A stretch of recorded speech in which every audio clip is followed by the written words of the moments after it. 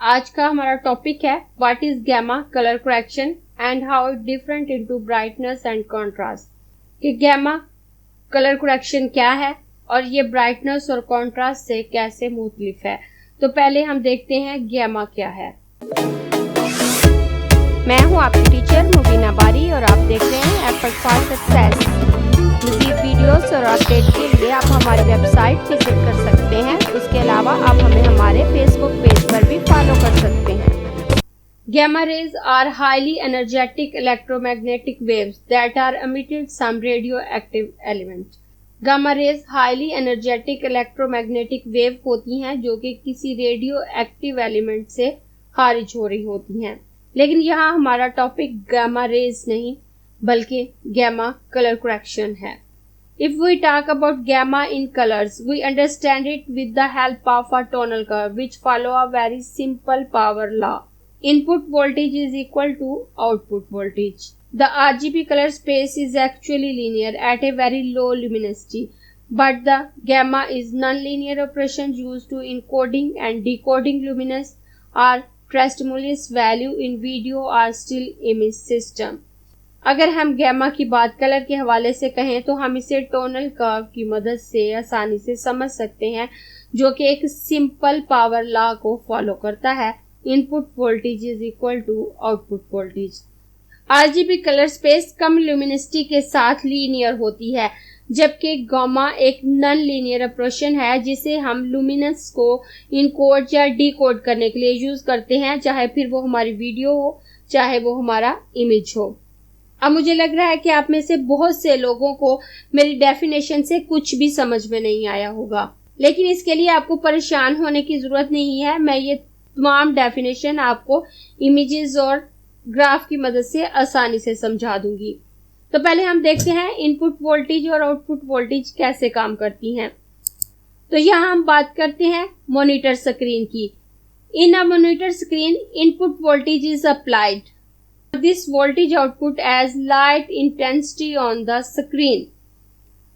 कि अगर हम मॉनिटर स्क्रीन की बात करें, जरूरी नहीं है कि वो मॉनिटर की स्क्रीन हो, वो आपके टेलीविजन की स्क्रीन हो सकती है, आपके मोबाइल की स्क्रीन हो सकती है, इवन कि सिनेमा की स्क्रीन हो सकती है। कोई भी डिजिटल स्क्रीन में जब हमें कुछ देखना होता है तो उसके लिए हम इनपुट वोल्टेज उस पर अप्लाई करते हैं, उससे बिजली की सप्लाई देते हैं, इलेक्ट्रिसिटी सप्लाई देते हैं, चाहे वो वायर की सूरत में होती है, चाहे वो सेल की सूरत में होती है, चाहे वो रिचार्जेबल बैटरी की सूरत में होती है।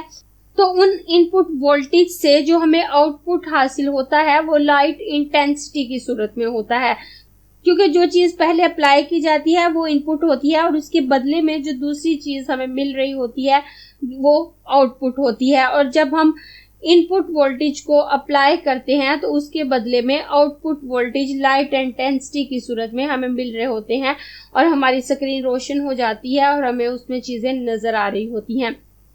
और मैं वापस अपने पहले पेज पे आती हूँ।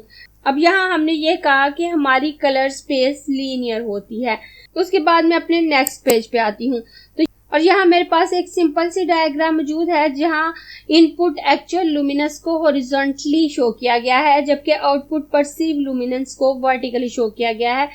अब अगर मैं बात करूं कैमरा रिकॉर्डिंग लुमिनेंस की, जब हम कैमरा से कुछ कैप्चर करते हैं, अब चाहे वो वीडियो हो चाहे वो कोई इमेज हो, तो उसमें जो लुमिनेंस यूज होती है वो लीनियर होती है, जैसे इस रेड लाइन से जाहिर है।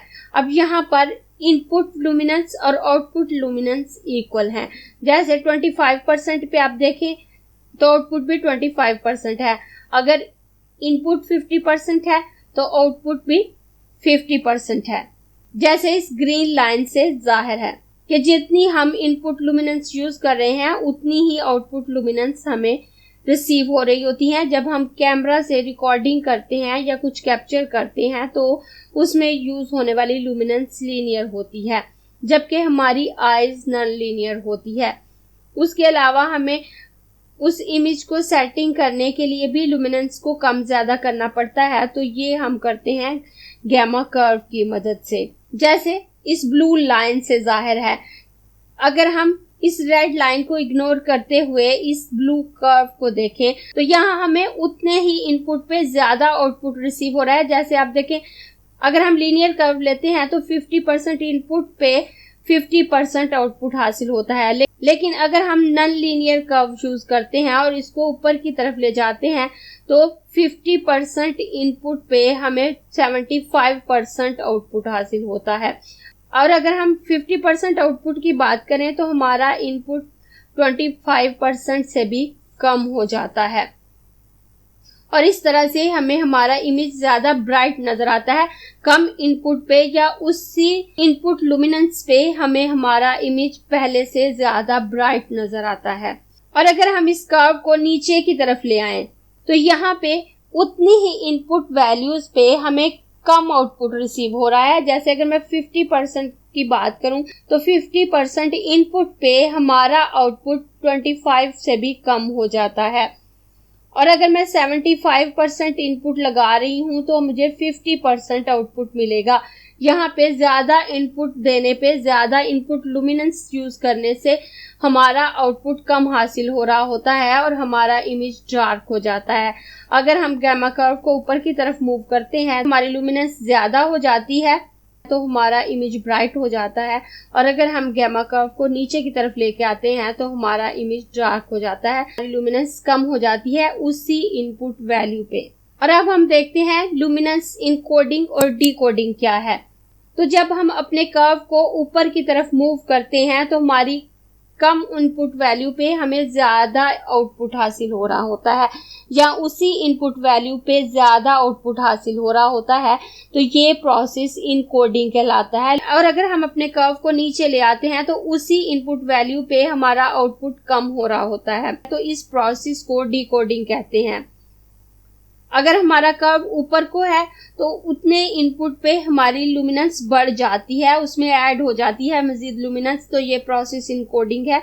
और जब हम अपने कर्व को नीचे की तरफ बेंड करते हैं तो उससे उतने ही इनपुट पे हमारी लुमिनेंस पहले से कम हो जाती है, तो ये प्रोसेस डिकोडिंग कहलाता है। उसके बाद मैं बात करूंगी गामा सेटिंग की। For gamma encoding 1/2.2 and gamma decoding 2.2 is usually considered the ideal setting. अगर हम गामा इनकोडिंग की बात करें तो 1/2.2 एक बेस्ट सेटिंग है गामा इनकोडिंग के लिए, जो कि तकरीबन 0.45 बनती है। और अगर हम गामा डिकोडिंग की बात करें तो 2.2 इज कंसीडर्ड बेस्ट सेटिंग। जरूरी नहीं है कि आप इसके अलावा कोई और सेटिंग इस्तेमाल नहीं कर सकते, लेकिन ये सेटिंग बेस्ट समझी जाती है, लेकिन आप अपनी जरूरत के अकॉर्डिंग इस चीज को चूज कर सकते हैं। Gamma non linearly luminous value को चेंज करता है और ये बहुत ज्यादा इंपॉर्टेंट है वीडियोस में और फोटोग्राफी में, और आप रियल लाइफ में भी इसको एक्सपीरियंस कर सकते हैं। अगर आप अपने कमरे में टीवी चला रहे होते हैं और कमरे की लाइट बंद कर दें तो आप देखेंगे कि उसकी लाइट, उसकी लुमिनेंस तेजी से कम ज्यादा हो रही होती है। वो लाइट स्टिल नहीं होती, इक्वली नहीं चल रही होती, बल्कि तेजी से कम ज्यादा होते हुए फील होती है। वो ऐसा क्यों होता है? क्योंकि कलर की लुमिनेंस ग्रेजुअली चेंज हो रही होती है। उसके अलावा अगर आप कोई कलर लेते हैं, किसी एक कलर की चीज, और उस चीज को आप रूम में देखें तो उसके शेड कुछ और नजर आएंगे। अगर आप उसको ब्राइट सनलाइट में ले जाकर देखें तो शेड चेंज नजर आएंगे। अगर आपके कमरे में येलोश लाइट जल रही है, आपके कमरे में जो बल्ब्स है वो थोड़ा येलोश है, तो उस चीज के शेड डिफरेंट नजर आएंगे। हालांकि वो एक ही चीज है, एक ही कलर है, लेकिन उसके डिफरेंट शेड आपको देखने में मिल रहे हैं। वैसा क्यों हो रहा है? वो चीज तब्दील नहीं हो रही, बल्कि लुमिनेंस वैल्यू चेंज हो रही है। जितनी लुमिनेंस चेंज होगी उतना ही उसका शेड आपको ज्यादा चेंज होकर नजर आएगा। जब हम वीडियो बना रहे होते हैं या फोटोग्राफी कर रहे होते हैं तो हमें गामा करेक्शन की काफी जरूरत पड़ती है, क्योंकि इसके जरिए हम अपने इमेज में लुमिनेंस कम या ज्यादा कर सकते हैं। और अब हम देखते हैं कि गामा कंट्रास्ट और ब्राइटनेस में क्या फर्क है। तो अगर मैं गामा की बात करूं, gamma change the difference between dark and light area by changing the luminous value. तो गामा डार्क और लाइट एरिया के दरमियान जो डिफरेंस होता है उसको चेंज करता है, लुमिनेंस वैल्यू को चेंज करते हुए। वैल्यूज अगर हम अपने इमेज में गामा वैल्यूज ज्यादा करते हैं तो उसके लाइट एरिया तो वहीं पे रहेंगे, जबकि डार्क एरिया भी मजीद लाइट होकर लाइट एरिया के करीब आ जाएंगे। और अगर हम गामा वैल्यू को कम करते हैं तो उसके डार्क एरिया तो वहीं पे रहेंगे, लेकिन लाइट एरिया कम होकर डार्क के करीब हो जाएंगे। अगर हम गामा को ज्यादा करते हैं तो लुमिनस ज्यादा हो जाती है और हमारा इमेज लाइट हो जाता है। और अगर हम गैमा को कम करते हैं तो हमारा इमेज डार्क हो जाता है, उसमें लुमिनस कम हो जाती है। उसके बाद बात करें कंट्रास्ट की। Increasing contrast make dark area darker and light area lighter. It make red more reddish and green more greenish. अगर हम कंट्रास्ट को ज्यादा करते हैं तो वो डार्क एरिया को मजीद डार्क कर देता है और लाइट एरिया को मजीद लाइट कर देता है। अगर रेड कलर है तो उसे मजीद रेडिश कर देगा, अगर ग्रीन कलर है तो ज्यादा ग्रीनिश कर देगा। अगर हम कंट्रास्ट को ज्यादा करते हैं तो जो डार्क एरिया है मजीद डार्क होते हैं और लाइट एरिया मजीद लाइट हो जाते हैं। लेकिन अगर हम गैमा को ज्यादा करते हैं तो लाइट और डार्क एरिया के दरमियान जो डिफरेंस है उसमें चेंजिंग आती है। और उसके बाद में बात करूं ब्राइटनेस की, तो ब्राइटनेस इंक्रीज और decrease the range of lightness in an image और ऑब्जेक्ट। अगर हम किसी इमेज में ब्राइटनेस को ज्यादा करते हैं तो वो लाइट हो जाएगा, उसमें लाइटनेस ज्यादा हो जाएगी, वाइटनेस ज्यादा आ जाएगी। और अगर हम ब्राइटनेस को कम करते हैं तो हमारा इमेज थोड़ा डार्क हो जाएगा, उसमें लाइटनेस कम हो जाएगी। ब्राइटनेस ओवरऑल इमेज में लाइटनेस को कम या ज्यादा करती है। कंट्रास्ट डार्क एरिया को डार्कर और लाइट एरिया को लाइटर करता है, जबकि गैमा से लाइट और डार्क एरिया के दरमियान जो फर्क है उसमें तब्दीली आती है। गैमा, कंट्रास्ट और ब्राइटनेस तीनों के इफेक्ट में फर्क है जिन्हें आपको डीपली समझने की जरूरत है ताकि आप अच्छे से जान सकें कि आपने अपने इमेज पे एक्चुअल में क्या यूज करना है और अपने इमेज को अच्छे से सेट कर सकें। अगर मैं अपने नेक्स्ट पेज पे आऊं तो यहाँ मैंने एक ही इमेज लेकर उसकी डिफरेंट कॉपीज बनाई हैं जिसमें मैंने ब्राइटनेस, गैमा और कंट्रास्ट को कम या ज्यादा किया है।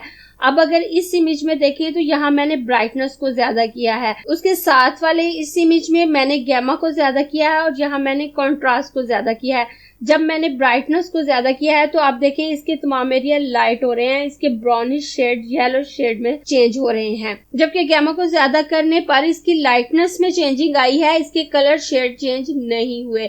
और अगर कंट्रास्ट की बात करूं तो आप देखें इसके डार्कर एरियाज मजीद डार्क हो रहे हैं। अगर मैं इसका इसके सर की बात करूं तो यहाँ पर इसका ब्राउनिश शेड मजीद ब्राउनिश हो गया है और पीछे ग्रीन लीफ मजीद ग्रीन हमें नजर आ रहे हैं। और नीचे मैंने ब्राइटनेस को कम किया है और यहाँ मैंने गैमा को कम किया है, तो आपको इन दोनों के दरमियान भी फर्क वाज़ह नजर आ रहा है कि यहाँ पे लाइन के बॉडी एरियाज भी मजीद डार्क हो गए हैं।